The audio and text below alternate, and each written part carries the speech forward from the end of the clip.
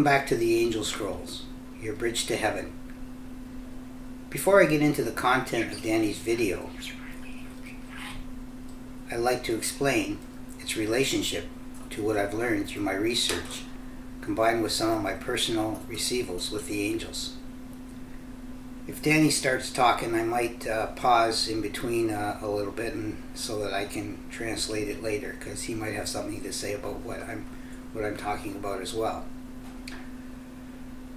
This is important because most of what I've learned in the past is followed up and confirmed by what my budgies are talking about as well.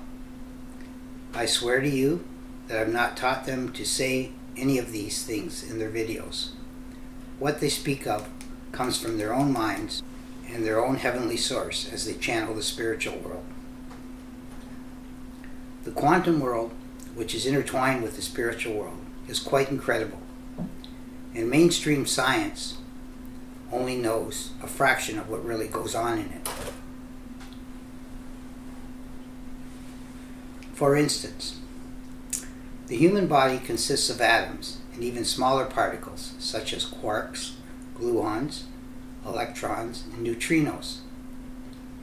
They recently discovered the Higgs boson, or God particle, which is believed to be the particle which gives mass to matter.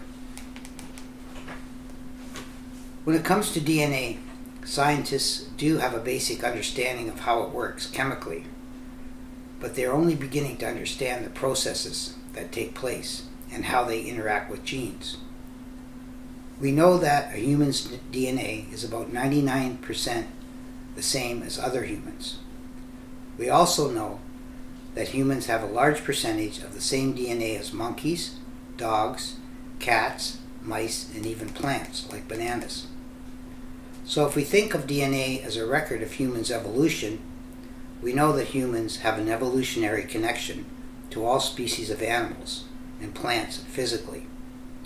What we have not been taught is that we are highly connected to the spiritual world as well. Most religions in the world teach about the eternal soul and life after death, and in conjunction with that, the people that are in them believe it as well. However, when we actually try to prove that the spiritual world exists to those same people, they often say it's not a scientific fact or find some way to disbelieve it. I find it quite interesting how they measure the breakdown of atoms. They use electronic sensing equipment that displays a pattern that is very similar to a waveform you would see in an audio program, and very similar to the waves I look at when I'm doing a translation of budgie speech. Photons are observed as quantized sound waves in crystalline solids and have particle-like properties. Waves and particles are often interchangeable and react in ways that even Einstein had trouble understanding. One of the things that science is just beginning to understand is if atoms are eternal. Currently, they can only predict the half-life of a large group of radioactive atoms by their decay rate. An easier example of atom decay is when we observe something that dies and decomposition takes place. Science already knows the atoms are broken down into particles which are released in the atmosphere, and some become connected to other atoms, forming different elements, atoms, or whatever they seek out to be connected to. The lifetime of some of these atoms and particles depend on whether or not protons decay, and there is little proof that some atoms decay at all. So in theory, some atoms may exist for eternity and are just repurposed into something else. If we can believe that a soul has elements within it that are eternal, then we may be able to understand that when something dies, its essence can move on to a different physical form, such as a fish to a turtle. In retrospect, why would our evolutionary DNA be connected to a fish unless at some stage in our evolution we were a fish? In each lifetime, the vessel that contains the soul experiences spiritual evolution and knowledge, so it can move on to the next level on the spiritual ladder. Spiritual evolution is dependent upon physical evolution, and they go hand in hand. It does not seem that far-fetched that certain atoms of the soul would be able to seek out other atoms and begin to take mass in a physical form, such as an embryo. Keep in mind that even the human embryo has gills and a tail, and it looks very similar to a tadpole, and it's also comparable to many other animal embryos.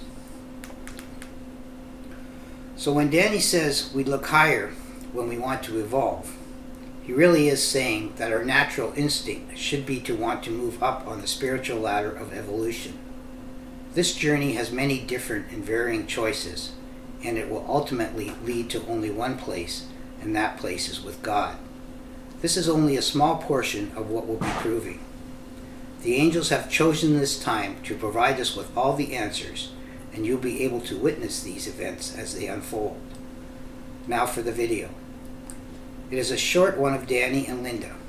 Almost every night Danny makes sure he spends some time with her, and much of the time he is talking, so I wanted to try and get some of what he was saying. Okay, this is Danny and Linda. And he was talking up a little storm there a few minutes ago, and we're just going to see if he'll do it again. How you doing, Danny?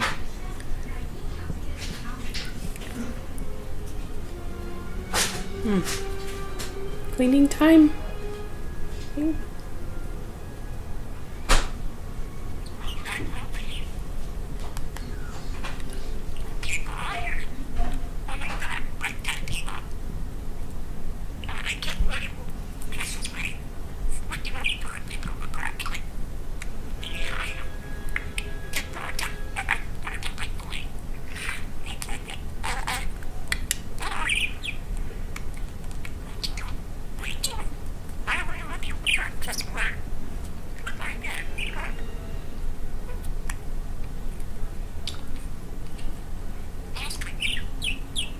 You're such a gentle boy, Danny.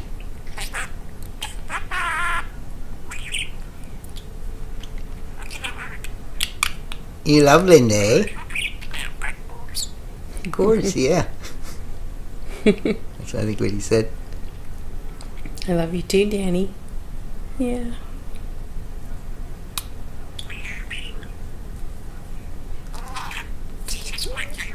Oh, you almost tripped there. So put them closer together. Here we go. That's smart.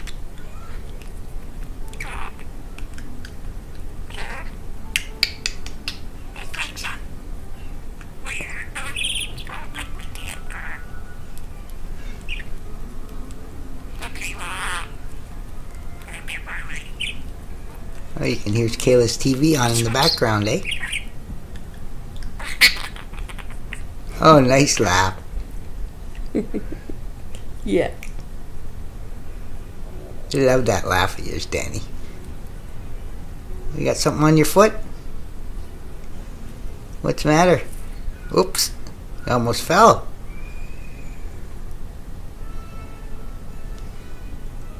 All done?